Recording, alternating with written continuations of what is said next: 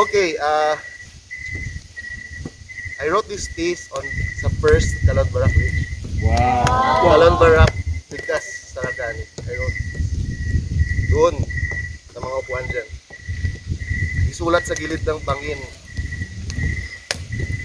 Sa totoo lang, gusto ko maging aswa.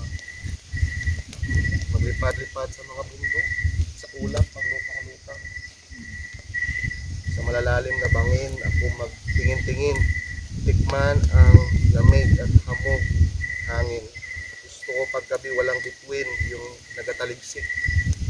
Yung grabe katahimik sa maitim na ulap, ako mag-ikot-ikot, maglaag-laag, tignan kung paano kinabuo ang kidlat.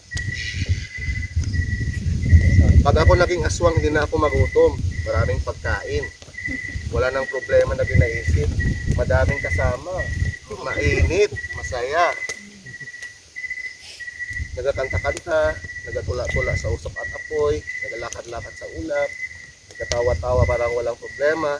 Gusto ko maging aswang, kadami kong magawa, makabasa ng isip, mawala sa hangin, maging usok, maging hayop, maging tatak sa mga bata sa baryo. Hindi na magtanda, laging makinis ang mukha. Gusto ko na maging aswang, ngayon na hindi na ako makahintay, gusto ko na makakain ng atay. Nagagana na ang bato, nagapula na ang mata ko, maging aswang na ako. Magtalon ako sa bangin ngayon. Walang makaalam, walang makahanap ng aking katawan, mawasak madirdir. Binuwas madirdir. Sipsipin ng lupa ang dugo, sulat sa pilit ng bangin. Hey.